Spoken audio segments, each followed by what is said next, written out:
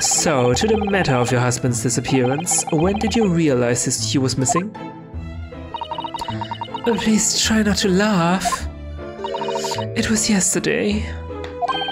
I'm sorry, yesterday? That really is recent, laughably so. Why laughably? The truth is my husband does at times have occasion to spend the night away for his work. It's not at all out of the ordinary for him not to return home at night, but this is different. For him not to make any contact for a whole day? That has certainly never happened before. How would he make contact? You don't have a phone, do you? Oh, my dear Daly, whatever can have happened? My dear Mrs. Vigil, please calm yourself. Now then, have you contacted the police? Oh, why, naturally, but sadly, they refuse to listen to my pleas as my husband has only been missing for 1 day. I was asked to wait patiently at home. In truth, Mrs. Vigil, I concur with the police. However, let us not be hasty. I see no reason why we should not engage my deductive powers to track your husband down anyway. Oh, thank you, Mr. Sholmes. And furthermore, let me assure you, a chance to solve the greatest problem known to a man for another month has no bearing on my decision. For another month? I seek only to put a sweet smile on another Londoner's face. That's really all there is to it. You have my eternal gratitude. I shall pay any sum you care to mention. You seek only to put the sweet rent in your landlady's purse. That's all there is to it. Wait, I thought you didn't want to take any money.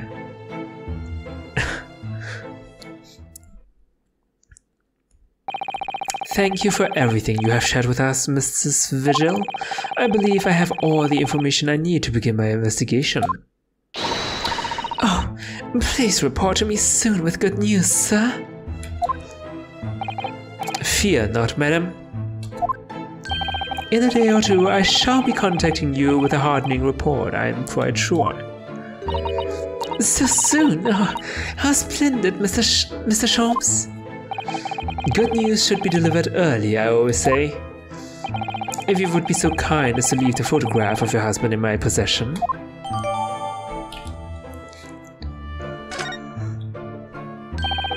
Thank you. Now allow me to show you the door. Wow, what a gentleman. I can't thank you enough, Mr. Sholmes. You've simply been marvelous.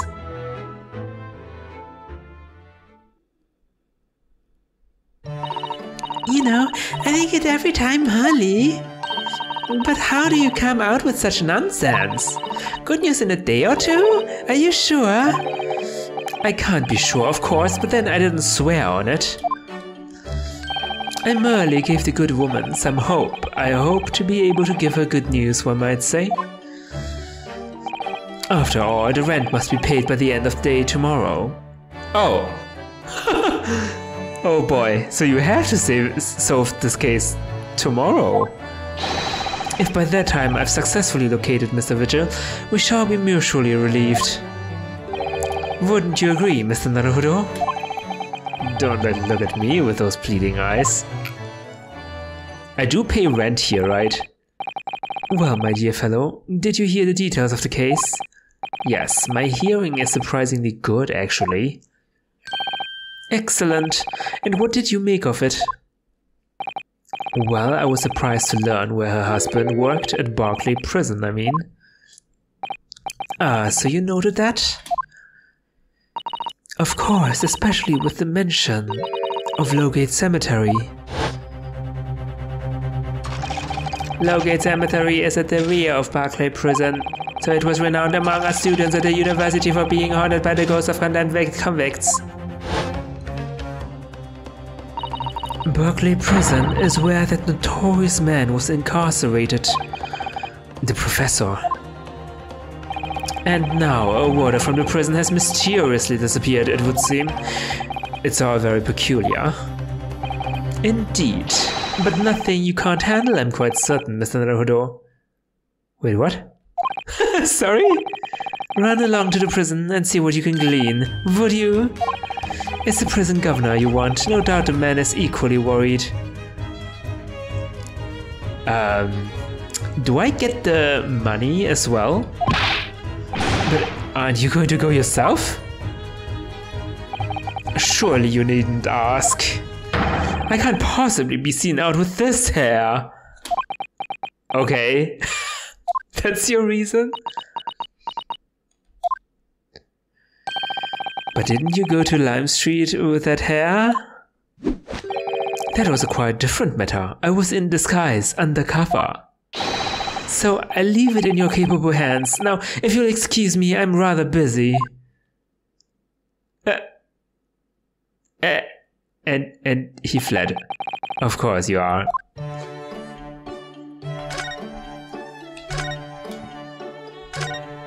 This is no fair. Do I get compensation for this? Seriously. But fine, we're going to the prison. Prison governor's office. That's a new location.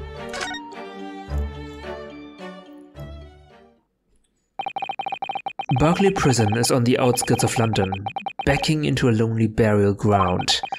Its 4 high outer walls loomed quietly before us in the fog. Having requested a meeting, we were shown to the governor's office in the watchtower.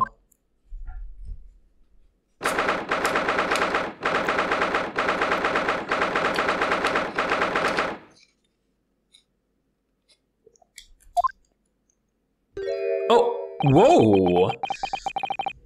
Wow! What a sturdy man. Ooh. How do I voice him? This place is full of hardened criminals. Kenny? Remember the last time a civilian was doomed here?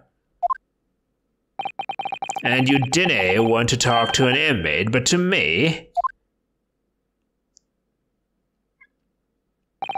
Do you ken who I am? Do you ken who I am? I'm the governor of Barricaded. What? Oh, yes, it's a pleasure. I'm Ryunosuke Naruhodo, defense lawyer. And an Easterner, I say, does that mean? Yes, I'm a visiting student of law from the Empire of Japan. Japan? Did you say Japan? Like the professor? Yes? Well, there's not any of your kind in here, laddie. Maybe you should try the prison next door, eh? Okay. I didn't know there's another prison next door, sir.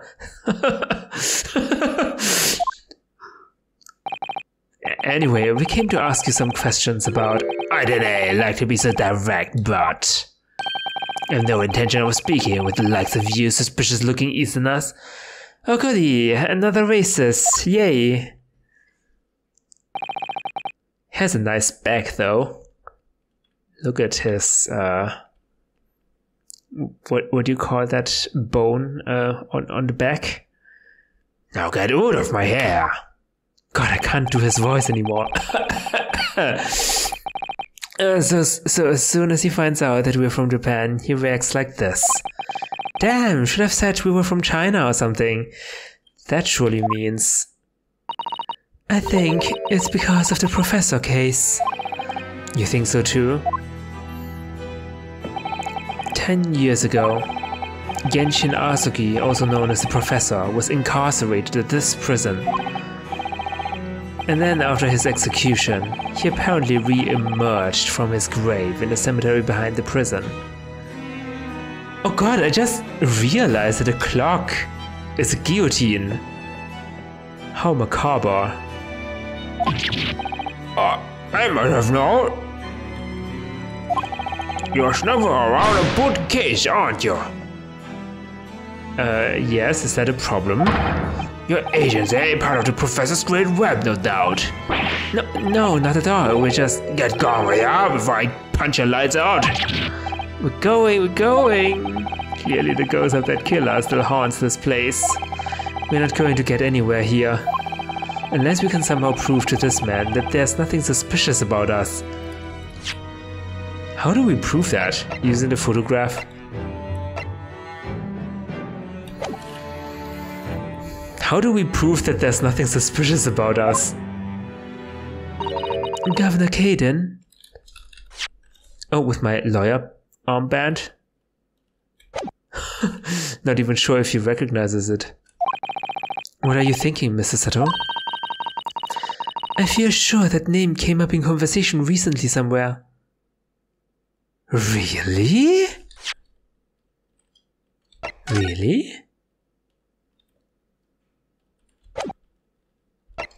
Well, he's not a redhead, that's for sure.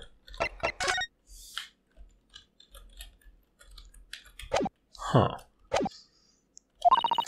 I was wondering if whoever mentioned him might have some ideas to help us. Come to think of it, I have the same feeling. What? Who?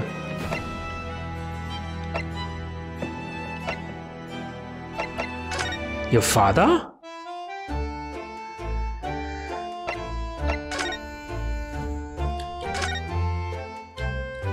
Oh hey, Seishiro isn't here.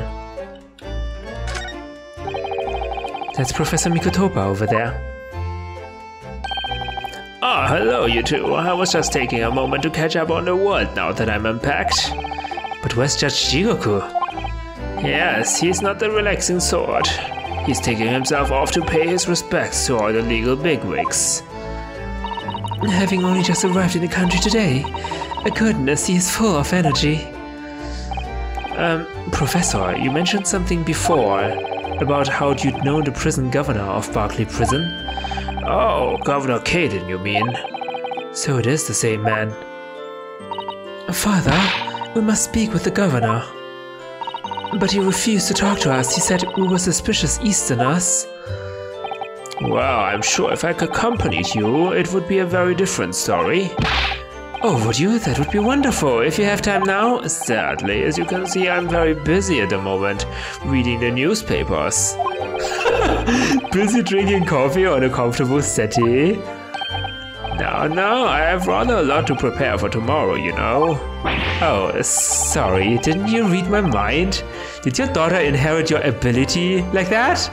I didn't say that out loud, did I? You Mikotobas are alarmingly good at reading people's thoughts. Or could it be that you Naruhodos are alarmingly bad at hiding your thoughts? Let's not fall out now, I have an idea.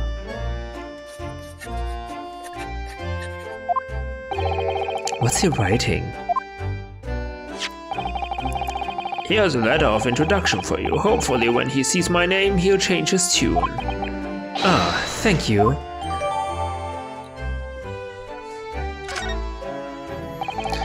Good luck then.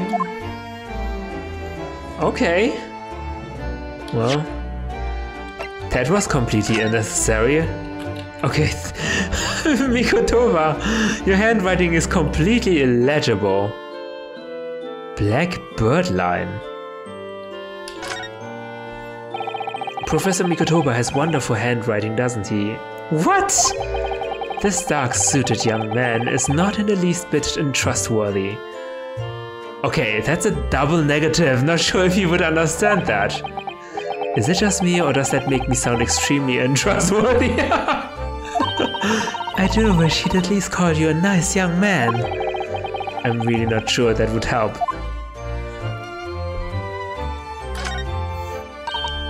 Oh, it looks like this is some sort of steamship ticket. The SS Grouse First Class Cabin 001. Ooh, first class. Yokohama departure 11th of September, London arrival 1st of November. Ah, that's the boat that Professor Mikotoba and Judge Jigoku came from Japan, isn't it? Yes, I think it called at Dunkirk on the north coast of France for a night before finally arriving in Dover. To think it's been almost a year since we arrived in Dover on the SS Buria. It seems a shame not to keep your ticket as a memento of your trip, don't you think? Yes, I agree. I have mine safely in my diary. And I keep mine in my wallet, so I have it with me at all times. Oh, well, how strange. Where could it have gone? Are you like this on purpose, Mr. Naruhodo? Did I imagine it, or was that comment accompanied by a little sigh?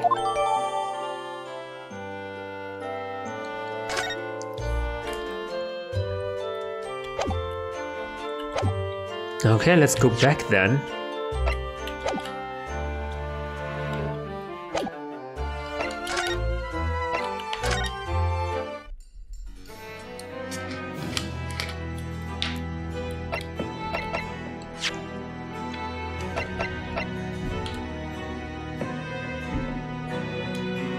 Wait, I can't. Wait. Oh, oops. Pressed the wrong button. If you just cast your eyes over this, Governor Caden. What is that? You cannot pull the wool over my eyes, you get for nothing Japanese student. Mikotoba? That young jock from the forensics laboratory, that Mikotoba? Yes, exactly, him. Oh dear, perhaps I should have said something sooner. I'm Yuji Mikotoba's daughter, Susato. Oh jeez, you're the young man's daughter? And you did not think to mention that before? I do apologize. Aye, well, you'd best take a seat then. Can I offer you a cup of tea, perhaps? Oh, cup of... that... I didn't forget to try one of these wee handcuffed biscuits. Holy crap, his hands are so big! It makes the key teacup look so small.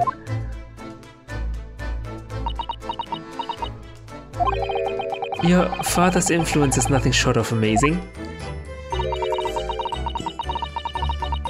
I'm bitterly regretting not announcing who I was from the outset now.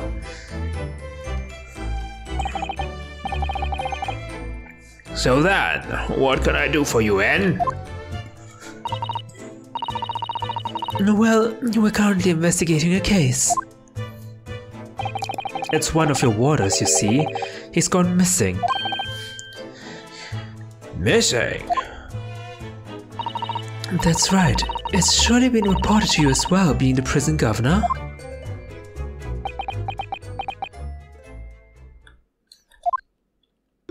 I haven't heard anything of the sort. There's no missing persons in my prison. Oh, but how can that be? It's Mr. Daily Vigil, your chief warder. Hey, Vigil! That's right, his wife came to us and asked us to investigate his disappearance. Let's skip the part about him only going missing yesterday for now. Clearly that means something to him. Would you be so kind as to tell us what you know, sir? Aye, of course.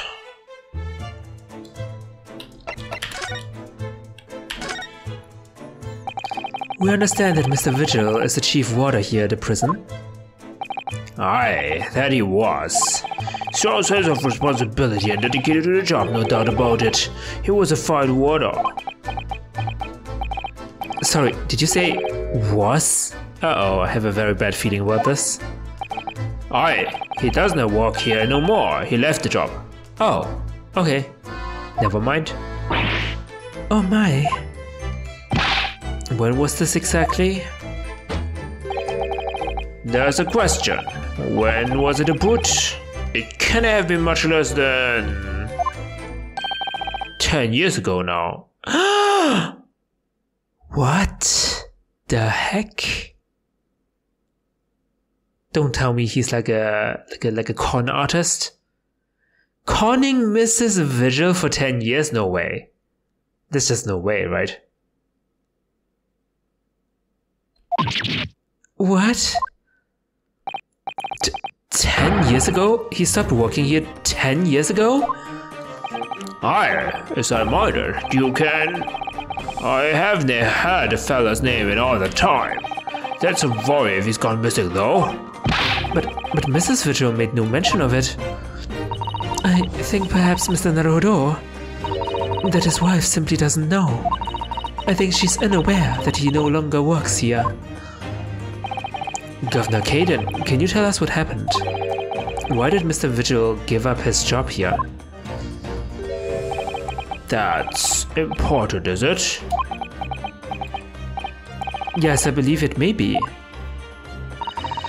What are you thinking, Mr. Naruhodo? I can't help wondering, given that it was 10 years ago. Ah! Which was exactly when the professor was being held at this prison.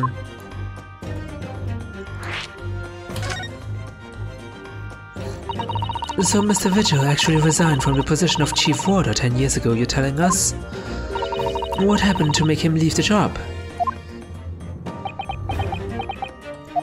In actual fact, he didn't leave the job willingly. He had no choice in the matter. You mean he was dismissed? It was after a particular walk.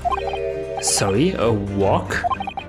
Aye, that's a word for it in here. A walk to the gallows. An execution?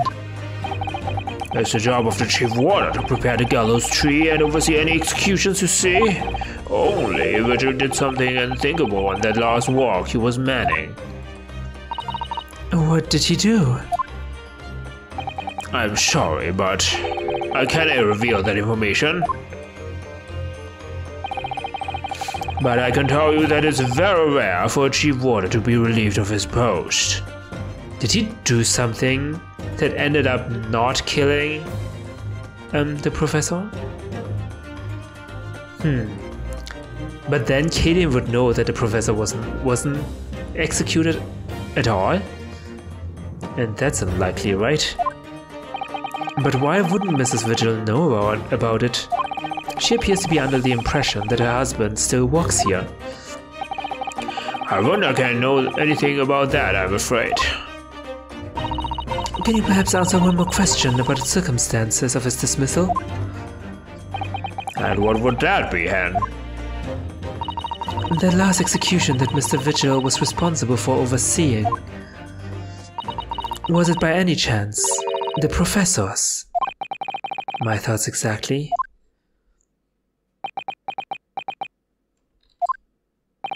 I'm sorry, I really am. But I'm not at liberty to answer that. I see.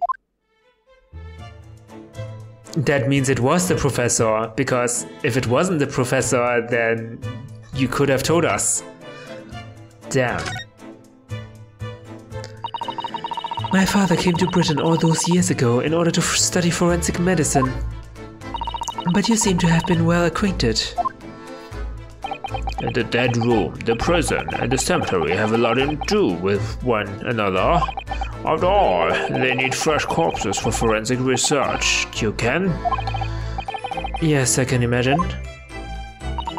The advancement of medical science is always particularly isn't always particularly palatable. Your father worked in a laboratory just on the far side of the graveyard, in the basement of St. Sinners. It's still in use today. St. Sinners? That's come up before, I'm sure. Yes, that's right. We've been there. Mikotoba and I have used to ride in the carriage together and negotiate terms. For more fresh material, I suppose? Aye, and we used to sit in here for hours and gab on about dissection and all sorts. Oh, it takes me back. Can you read my thoughts as well? Over a pot of tea and a plate of cuff biscuits, of course. Cuff biscuits?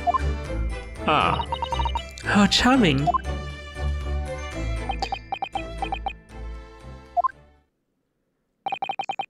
He was a good fella, your father, reliable and dead set on his work.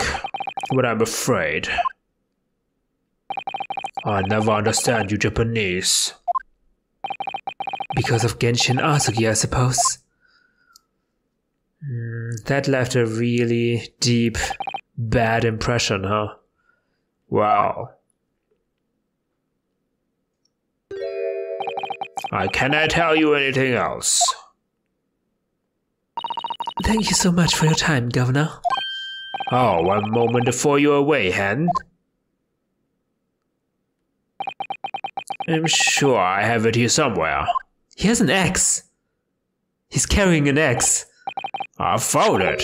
Here, take this as a wee souvenir of your visit to the prison. A souvenir? Oh, what is it? That's Vigil's dismissal notice. It's 10 years old now, of course. Oh my, are you sure? Aye, it's no trouble at all. It's not the original, mind. Harsh reprimand. Thank you very much, Governor Caden. Well, in return, do me a favor and never come back here. That case is closed.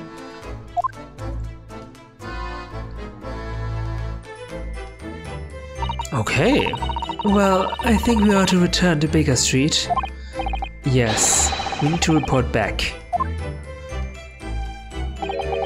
What will he tell Mrs. Vigil, I wonder? Okay, let's look at this. Maybe this has some evidence? Clues about why he was dismissed. Chief Warder Daily Vigil is relieved of his post with immediate effect for having violated Clause 132. All rights to redundancy pay and other financial benefits are fully revoked. Oh, holy crap. That's bad. Reason: aiding and abetting the escape from this prison of convict just prior to his execution. The Professor! Details of this escape are still being investigated. Full cooperation with inquiries will be expected. Prison Governor Barry Caden. Indications are that the jailbreak plot was conceived prior to the convict's incarceration. It's believed that the convict engaged in some form of negotiation with prison staff in order to secure assistance. Full disclosure of information regarding these negotiations will be demanded. Holy crap.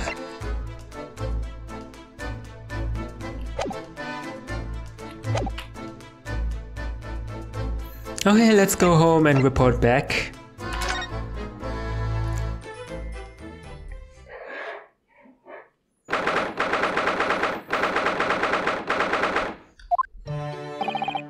We're back.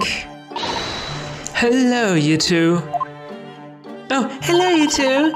I thought you'd be back before long, so I baked some scones for us all. Oh, you're such an angel, Iris. So that's what the delicious smell is. Greetings, my dear fellows. Okay, what the heck is happening now? You've returned a good deal sooner than I was anticipating. No. Hello, Mr. Sholmes. Hello, Mr. Sholmes? Even Susato is questioning your sanity. Say nothing. Your thoughts are written all over your faces in any case. It turns out that it may have been advisable to test my hair color restoration tonic before application. Oh my. Pray, tell me, what of our water friend? Have you garnered some new information? Oh, yes. Something very surprising, in fact. Though it's not a patch on your hair, to be honest. It most certainly isn't, but still, we discovered that... Sholmes! Oh, Sholmes! Drop everything, Sholmes. This is more important. Gina? I can't Adam and Eve it. Gina? What's happened? Clearly a very grave matter indeed. For Miss Lestrade made no mention of my hair whatsoever. It's the boss. What do you mean? Inspector Gregson? The boss is...